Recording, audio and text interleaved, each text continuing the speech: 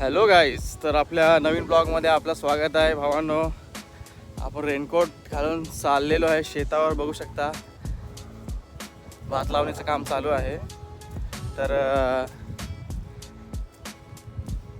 भावांनो माणसं आले होती पण थोडं लावायचं राहिलं बाकी आहे. तर ते आज आपण लावून घेणार आहेत. चला तुम्हाला शेताची वाट दाखवतो कशी आहे. पोटापोट आपण चाललेलो आहे आपल्या शेताकडे जे लावायचं बाकी आहे. तर आज मित्रांनो माणसं नाही आहेत, आज घरातलीच माणसं आहेत. कारण का थोडंसं लावायचं आहे तर घरातली माणसंच येणार आहेत,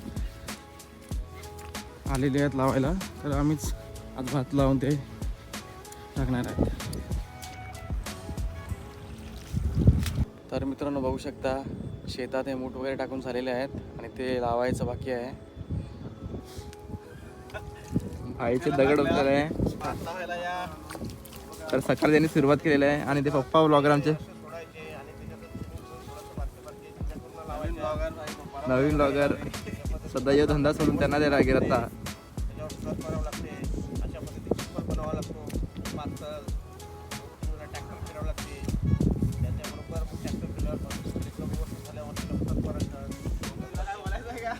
सध्या आपल्याला आता दोघांना डिझाईन द्यायला आपल्याला ब्लॉग बनायचा. पप्पा का द्यायला पप्पा का द्यायला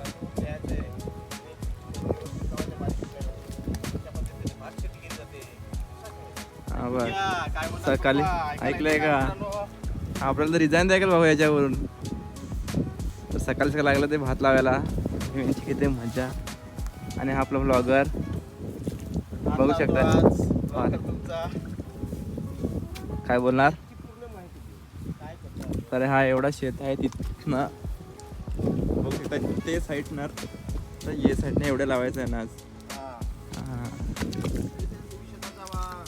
माणसं आली होती भावाजवळ. तर काल लावून झालं आणि उरलेल्या शेतात आम्ही लावतोय.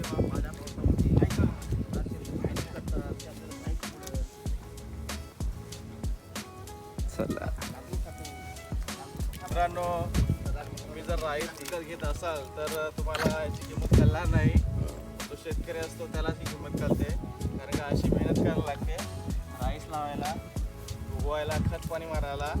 नंतर राईस तयार होतो आणि तुम्हाला नंतर मित्रांनो राईस सुपर मार्केटमध्ये अवेलेबल होतो. तर शेतकऱ्याची मेहनती नेहमी आठवण ठेवायची असते. मम्मी काय बोल. तर भात लावून झालेला आहे मित्रांनो आणि छान असा पाऊस आलेला आहे. ब्लॉग आपला संपलेला आहे तिथेच.